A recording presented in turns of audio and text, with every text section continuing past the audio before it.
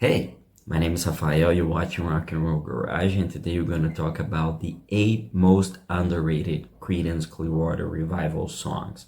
But first, please subscribe to the channel, like the video, comment, and if you want to read the article about this video, you can go to the description and read it all and hear all the songs in the article, okay? Well, the thing is, Creedence is certainly one of the most incredible and in my opinion most underrated bands of all time. They should be up there with the Beatles, with the Rolling Stones, and all those incredible bands, but sometimes they tend to get a little bit overshadowed because they had a really short career. They were together for more than a decade, but with other names. But as Creedence, and the albums they released, it was really in a short period of time, so maybe that contributed for they being overshadowed through time. But let's get to the point. The first song that we selected that we think is really underrated is The Working Man. The Working Man is from the band's self-titled debut album released in 1968. And it's a really nice song, and you feel like it's really it really has that Creedence style already, and it's really a great song that you should definitely check it out if you haven't heard yet. So we move to the next one, which is Tombstone Shadow. And Tombstone Shadow was released on the band's third album, Green River, released in 1969. Back then, the bands used to release 2-3 albums a year. That's unthinkable today. Obviously, they barely released one album every 10 years, but those were the times, right? And Tombstone Shadow is a really nice song. It's got an incredible riff, and obviously John Fogerty's vocals are fantastic as usual, and it's a great song that you should also check it out. So we go to the third one. The third one is actually a cover. They did a lot of covers, but they really transformed those covers into something else, right? Into a new song. And that track that we listed is Cotton Fields, which is from their fourth album, Willie and the Poor Boys, released in 1969. It was the follow-up to Green River. And the song is Cotton Fields, and it was originally written by the American blues musician Huddie Ledbetter, better known as Lead Belly, who is someone who he first recorded this track in 1940, and he was a really influential artist. He influenced countless artists from many other generations, like David Gilmour from Pink Floyd, for example. He loves Lead Belly. Kurt Cobain from Nirvana also mentioned Lead Belly as an inspiration in terms of songwriting. So it's a beautiful version done by Creedence Clearwater Revival that you should check it out for sure. And we move to the next one, which is one of my favorites. I think it's one of those greatest B-sides from the band, which is Came Out of the Sky.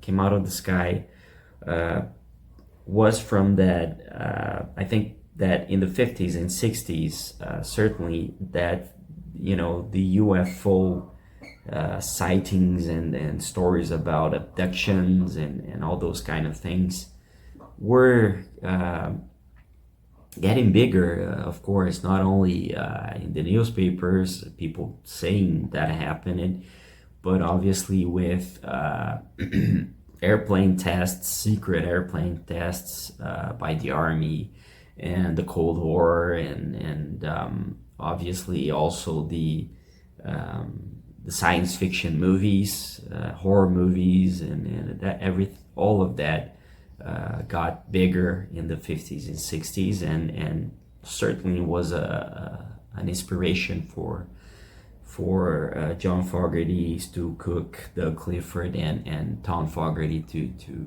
write this song, and it's really cool. You know, it's about a UFO that crashes, and people start to fight to see who have the ownership: the government, the Pope, even the Pope, or Hollywood. Want rush to make a movie. It's a really cool. The lyrics are really, really nice, and if you are a science fiction movie, horror movie fan like me, or someone who believes in UFOs, it's really a nice song to be heard, and it's one of my favorite B-sides, let's say, by CCR.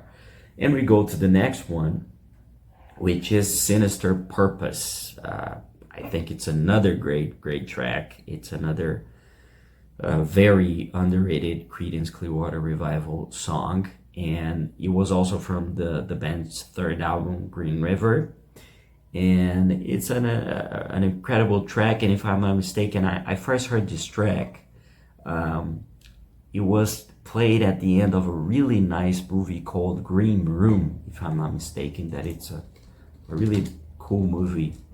Green Room, that's right. It has Patrick Stewart. It was released in 2016.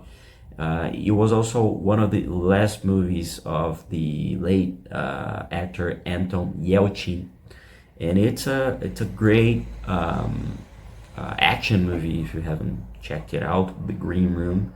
And if I'm not mistaken, it is Sinister Purpose that plays in the credits, the ending credits of the movie. It's a great track, and that's how I really discovered it at the time. I remember I never paid attention to this song in the while listening to CCR albums. And we go to the next one, which is Pagan Baby, which was released in 1970 on their studio album Pendulum, which was the one before the final one. And I mean, obviously that album has probably their biggest hit, which is Have You Ever Seen the Rain? But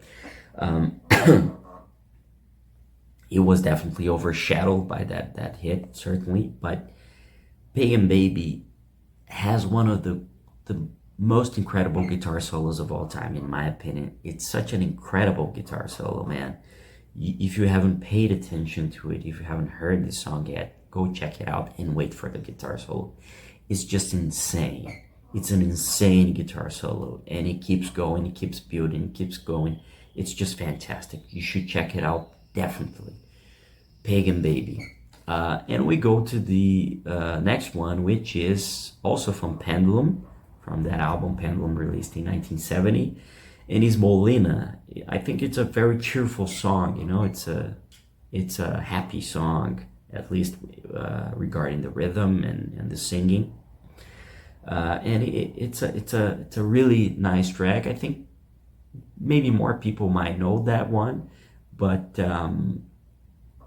I think it's a song that deserved more recognition, deserved to be heard more, just like the other Creedence classics. And we go to the final one on the list, which is from the final album, Mardi Gras, released in 1972, when the band sadly became a trio, a power trio, because Tom Fogerty decided to leave the band before that album was made. So you only had John Fogerty on vocals and guitars, you had Stu Cook on bass, and you had the Cosmo Clifford on drums. And I think it's a very underrated album. Although Tom, which was an important part of the band, was no longer in the band, I think they did a really nice job, and it's a good album. And Switch Hitchhiker, it's one of the coolest songs from that album, and certainly one of the coolest songs from Creedence's discography. And these are 8 tracks I think you should hear and pay more attention to it. Don't forget that you can go to the description, visit the article we wrote about this, and there you can hear all the songs while you read the article and see more information about these tracks. And that's it. Thank you for watching. Please subscribe to the channel, like the video, and leave your comment below. And visit rockandrollgarage.com. Okay? See you later.